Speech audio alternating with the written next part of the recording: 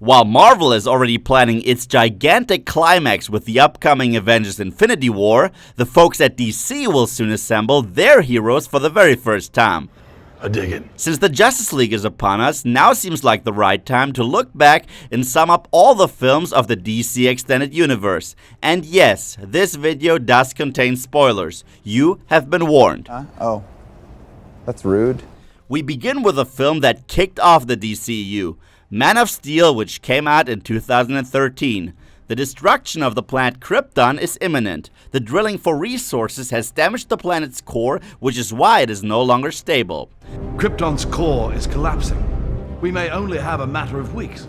The Kryptonian scientist and chief advisor to Krypton's Supreme Council asked for permission to be in charge of the genetic codex, something the sinister General Zod is also after. The meeting is stormed by the rebellious Zod, who has the individual members arrested and turns on his old friend Jor-El. This council has been disbanded. On whose authority? Mine.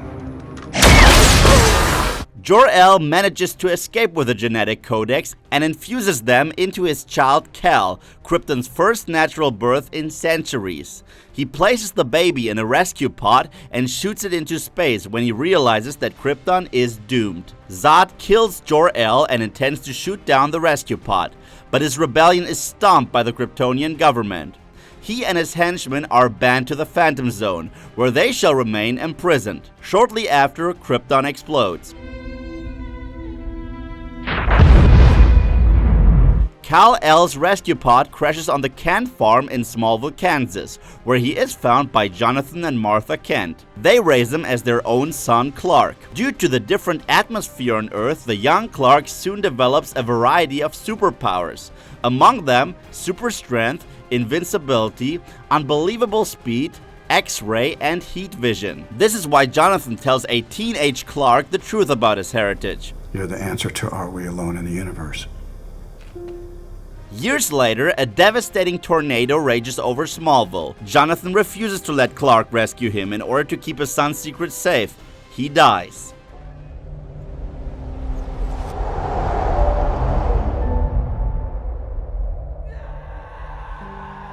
Burdened with guilt, Clark begins a journey in order to find purpose in life. When a Kryptonian spaceship is discovered in the Arctic, the Daily Planet journalist Lois Lane decides to explore it. Clark is of course also after the ship.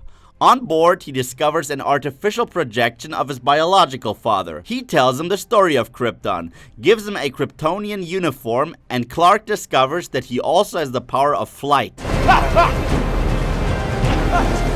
With this newfound knowledge, he returns to his mother Martha. But Lois Lane has been following him.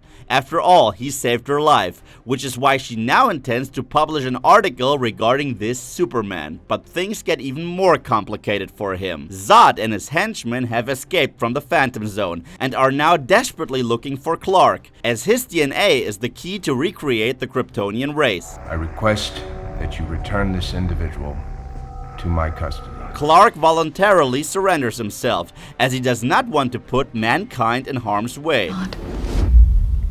I'm surrendering to mankind. On board of Zod's ship, his body reacts to the Kryptonian atmosphere, and he realizes that splinters of his home planet, also known as Kryptonite, can kill him. You've spent a lifetime adapting to Earth's ecology, but you never adapted to ours. Zod intends to use Clark's blood and a Kryptonian machine in order to turn Earth into the new Krypton, wiping out mankind in the process. A battle between the two aliens ensues in Metropolis. Numerous innocent civilians die during this fight.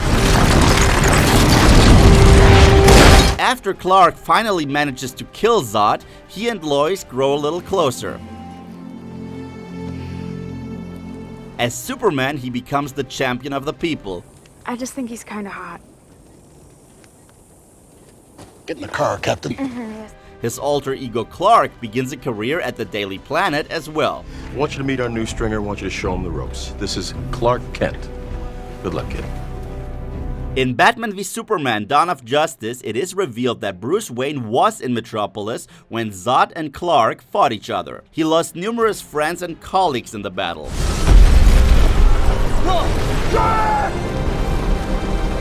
Bruce Wayne has also an alter ego, Batman. When he was still very young, his parents were shot right in front of him. Since then, he has emerged as the Dark Avenger of Gotham City. Do you bleed? As the Batman, he takes the law into his own hands. That does not sit well with Clark, who starts to investigate in Gotham City. Wayne, on the other hand, intends to kill the Kryptonian, since he fears the destructive power of the alien. He has the power to wipe out the entire human race, and if we believe there's even a 1% chance that he is our enemy, we have to take it as an absolute certainty. The extremely rich Lex Luthor has his very own plans. He wants to prove that Superman is flawed and therefore not a godlike figure. Because God is tribal. God takes sides. No man in the sky intervened when I was a boy to deliver me from Daddy's fist and abominations. He has some innocent people killed and their bodies burned in order to frame Superman.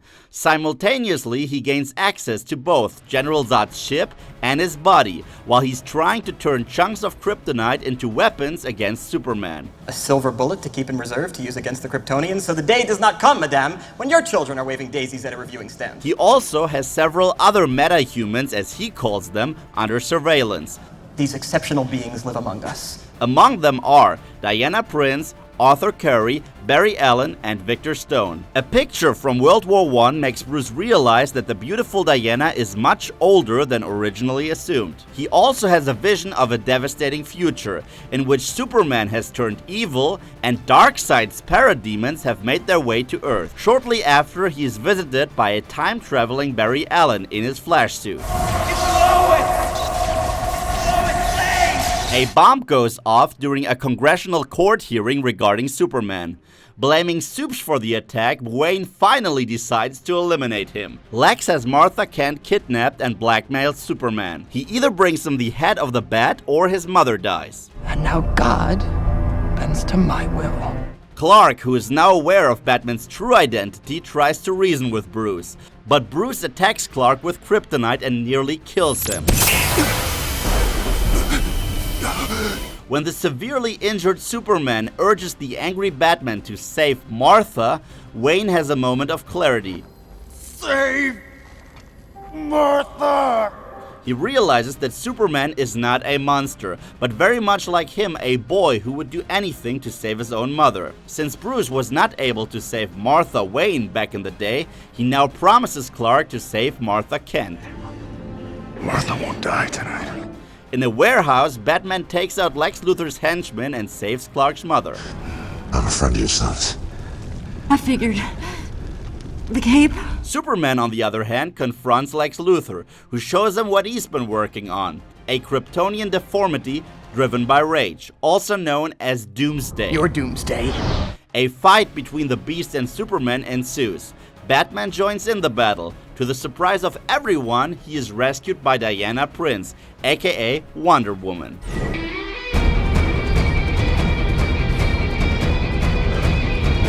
The fight ends with Superman sacrificing himself.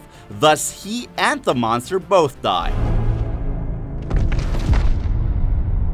Lex Luthor is taken into custody. In prison, he is visited by the Batman, who has him transferred to Arkham. I arranged for you to get transferred to Arkham Asylum in Gotham. I still have some friends there. Lex Luthor, however, has already contacted an intergalactic conqueror who is now on his way to Earth. And he's coming! During Clark's funeral, Bruce convinces Diana to assemble the other meta-humans in order to be ready for the upcoming battle. Help me find the others like you. Perhaps they don't want to be found. After the funeral service, Clark's casket starts to move, which is why we will soon see Superman again. And now let's talk about Suicide Squad. After the death of Superman, the government demands a failsafe in case of another supernatural or alien attack. This is why Amanda Waller assembles a team of criminals who are forced to do some good. The team consists of the excellent assassin and marksman Deadshot. Pleasure doing business with you, Angie. The Joker's psychotic girlfriend Harley Quinn. Pardon? The Australian bank robber Captain Boomerang. Welcome to the party, Captain Boomerang.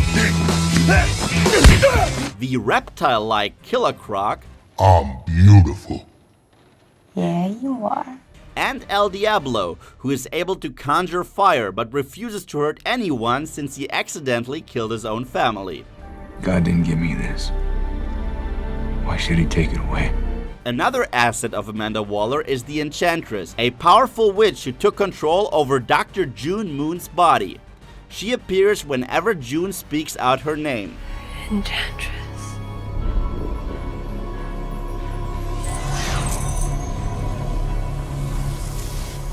Jesus Christ.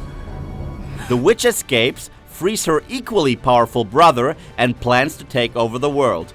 This is why the team is sent in under the threat of murder. You disobey me, you die. You try to escape, you die. You otherwise irritate or vex me, and guess what? You die. With explosives injected into their bodies, they are forced to fight the army of the Enchantress and save Amanda Waller. The entire operation is led by Special Forces Colonel Rick Flag, who desperately wants to separate the Enchantress from June Moon, since the latter is his girlfriend.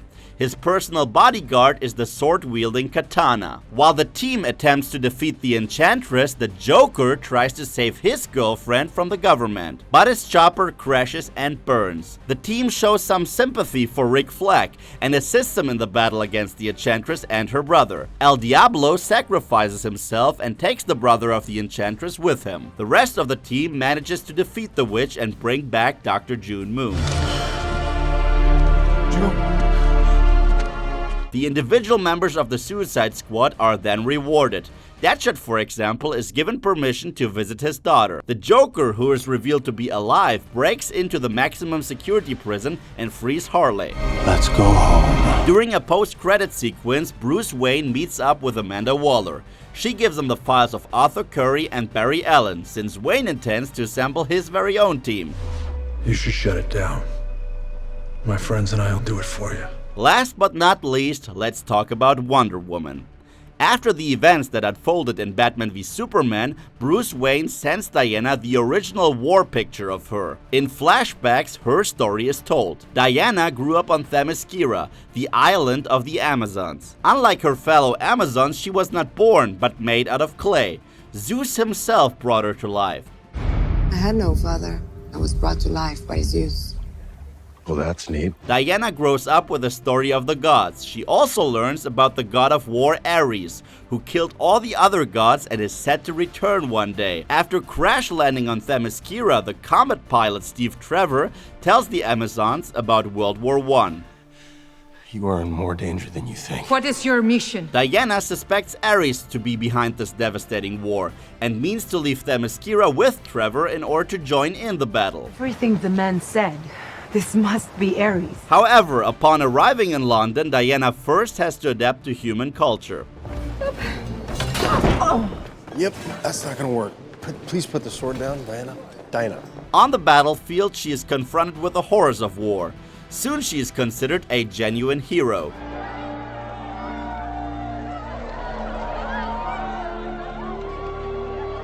In a surprise turn of events, it is revealed that Ares is not the suspected German General Ludendorff, but Trevor's superior, Sir Patrick Morgan.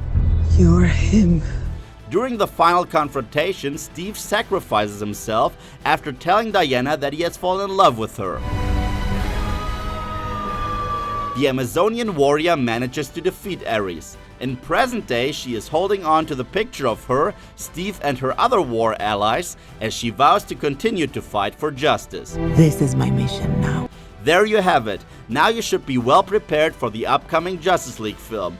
Are you looking forward to the movie? And what's your overall take on the DC Extended Universe? Let us know in the comment section below. And if you'd like to learn more about Flashpoint or Spawn, then check out these videos.